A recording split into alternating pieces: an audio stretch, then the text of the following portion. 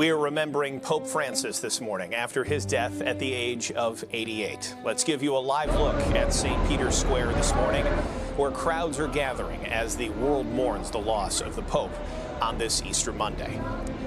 Good morning. Thank you for joining us here today. I'm Alex Maragos. Marian is off today. We have complete coverage of the death of Pope Francis. This is an expanded one-hour newscast for you this morning.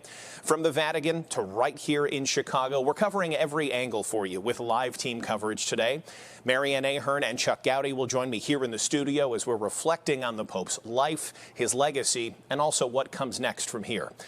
Lisa Chavarria is going to start us off. She's live at Holy Name Cathedral, where she's covering the first Mass that'll be happening there since the Pope's death, overnight Chicago time. We also have Sandra Torres live in Des Plaines at the Shrine of Our Lady of Guadalupe. And Telemundo Chicago's Jorge de Santiago is live in Pilsen with the loss of the first Latin American Pope. We're going to start here first with Marianne Ahern's look back at the life of Pope Francis. Franciscum. Jorge Bergoglio was chosen to be Pope in March 2013, taking the name Francis. The son of Italian parents, he was raised in Argentina. After becoming a Jesuit priest, he rose through the ranks to become the Cardinal of Buenos Aires, and eventually the first Latin American Pope who immediately represented change. He spoke of how the church needs to be a field hospital, that the church can't be locked up in its four walls, self-referential, talking to itself. Francis's message centered around living simply, embracing the poor. On one of the most divisive issues within the church, when asked about a gay priest, Francis said, "Who am I to judge?" It did touch a nerve. So it's not only just to people who are gay and lesbian, the LGBTQ community, but it's also people who are divorced and remarried. Folks who are struggling with life. The first in 600 years to take over after a papal retirement, Francis considered more liberal than Benedict. He visited the United States once, speaking to Congress, and huge crowds attended masses in New York and Philadelphia. Francis expanded roles for women in the church, but did not support women priests. He also spoke out against the invasion of Ukraine and denounced President Trump's deportation policies, even sparring with Vice President J.D. Vance. Pope Francis had a remarkable ability to connect with people and to make people feel like he understood them and that he was working with them and praying with them. His loss is really a devastating personal loss for many. After the funeral, there will be a conclave at the Vatican, a secret meeting with 138 of the world's cardinals under the age of 80 who will choose the next pope. People are going to look back on this papacy as a historic moment in the life of the church, much like we did with Pope John the 23rd. It offers us a turning point. And the world's nearly 1.4 billion Catholics wait to see who will succeed Francis. Marianne's joining us now on the set to continue the conversation about the Pope's life and legacy. What are you taking away, Marianne? Well, there's so much in all of this to unpack, but because of his mission of the marginalized, the poor, to reach those who have not necessarily been reached before, I think that has got to be his biggest legacy. Yeah, and he never shied away from politics, always seemed to be talking about modern times and what needed to be done in the real world, even just this last weekend. Even this past weekend when he met with J.D. Vance. At first, J.D. Vance met only with the Secretary of State, and we were told, quote, there was an exchange of opinions because it was the Pope who was so concerned about the deportations. Then last minute, just yesterday, the Pope met with J.D. Vance very briefly, but yes, he did meet with him. Talking about migrants, talking about other issues I know that was near and dear to the Pope's heart.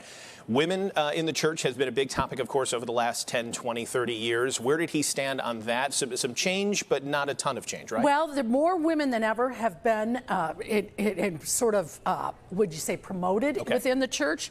So, yes, women did receive more roles than anyone had ever given, another pope had ever given before. Sister Raffaella is now the first Secretary General of Vatican City, and there is a discussion of women deacons, but that has not happened. And of course, there are not women ordained priests. So that is uncertain as far as whether or not we will say, boy, he was a huge champion of women. Right. Chuck Gowdy's going to come here at 11:30. We're really going to dig into that point, to the conclave, about what happens next from here. But there is going to be a Chicago element, of course. You interviewed Cardinal Cupich there talking about Pope Francis's life. What other Chicago connections are there going to be? There will be 3 different cardinals from Chicago, not only Cupich, Wilton Gregory, as well as Robert Prevost. They are part of the voting cardinals. And yes, while no one really anticipates an American to become the next pope, these 3 Chicagoans play a very pivotal role. Cupich, as someone who is considered a friend of the Pope. Prevost is a top Vatican official.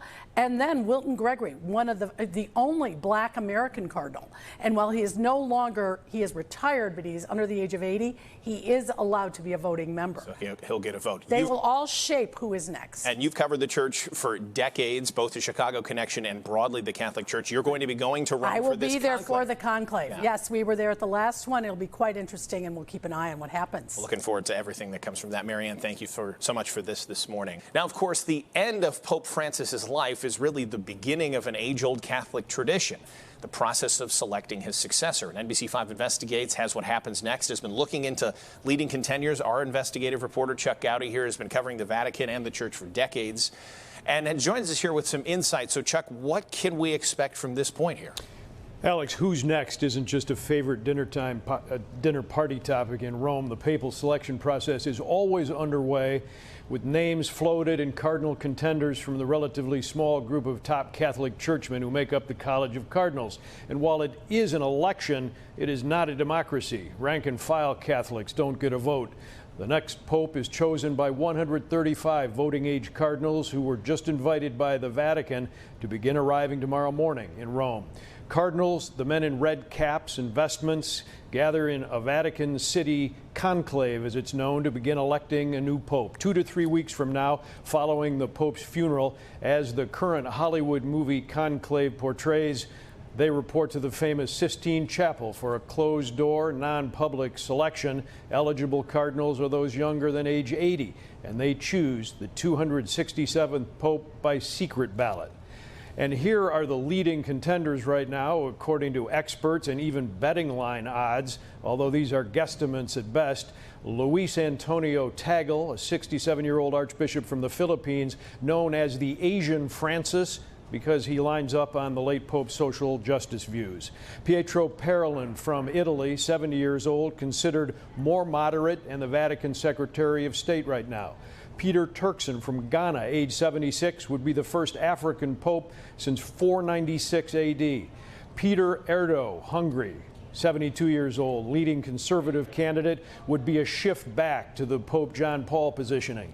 And Angelo Scola, Italy, an 82-year-old cardinal and perennial possibility, but he may have aged out.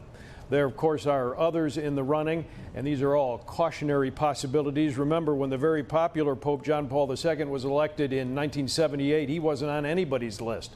So look for the long shot, the unknown, who might rise up and become a consensus figure.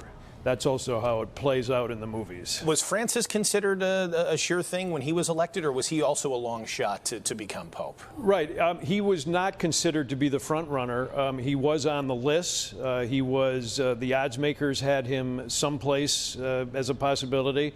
But lately, it's been a little bit more scattered. And this time it may well be also because the world is much more adequately represented in the College of Cardinals these days. And really quick, white smoke means or black smoke, what are we looking for? Black smoke means they're still voting. White smoke means there's a new pope. Need to be brushed up on that. It's been a couple of years. Thank you so much, Chuck. I appreciate it.